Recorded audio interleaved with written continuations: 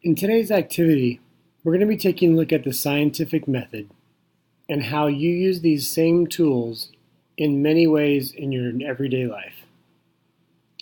How you perform experiments in your normal activities is an important part of understanding how we do experiments in the science lab.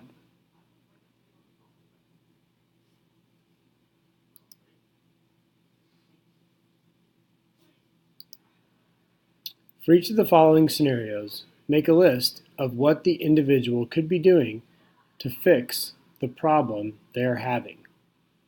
You'll be asked to record the independent variable and the dependent variable. Remember that the independent variable is the thing that the individual is choosing to test or change in their particular scenario. The dependent variable is the expected outcome. What do they hope will happen during this situation? What improvement are they wanting to make? Your dependent variable should be observable or measurable or countable.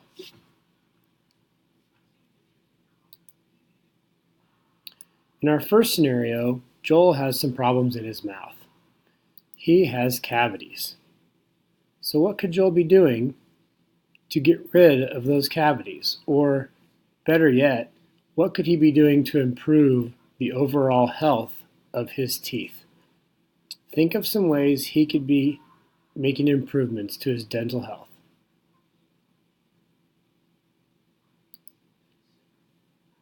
In our second scenario, Jennifer has tangled hair, and it's a mess. What sort of things could she be doing to fix her messy hair? There may be several options, so you might make a list of all the possibilities, and then you can choose one in the next part of this process. Go ahead and hit pause now so that you can record your answers to these two scenarios.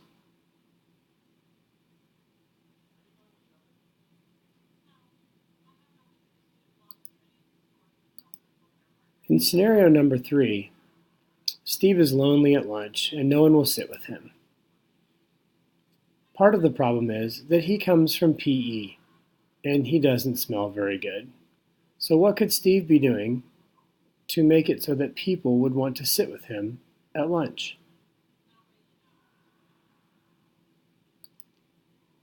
In the fourth scenario, George falls asleep in social studies several times a week. He is definitely having a problem staying awake at school. What could George be doing that would help him stay awake during school? Again, go ahead and pause the video here so that you can record the results or record your thoughts on these two scenarios.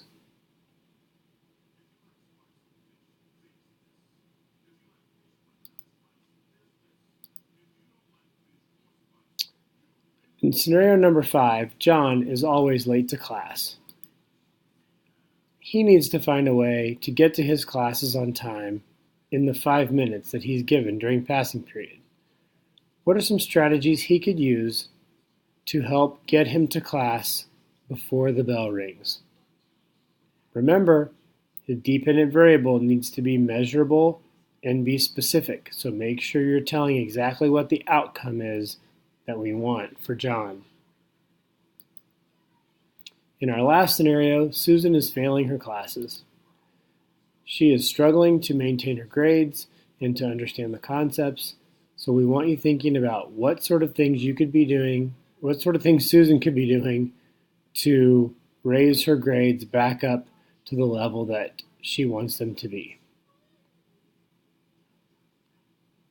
Go ahead and pause the video and get your answers recorded.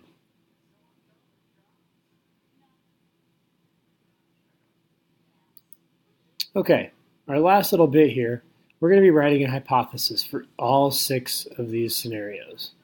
Okay, I've started the first 2 for you here.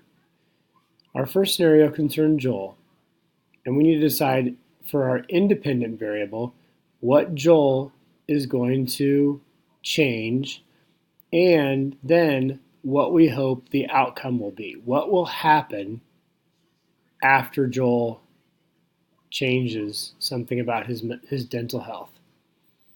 And scenario number 2, what do you think Jennifer should do to fix the tangles in her hair?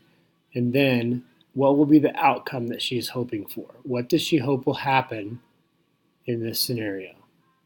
Once you've completed these 2, you can move on to the remaining 4 scenarios and record those answers on your worksheet. We will be talking about these in class tomorrow, so please come to class with your completed worksheet ready for discussion. Thank you.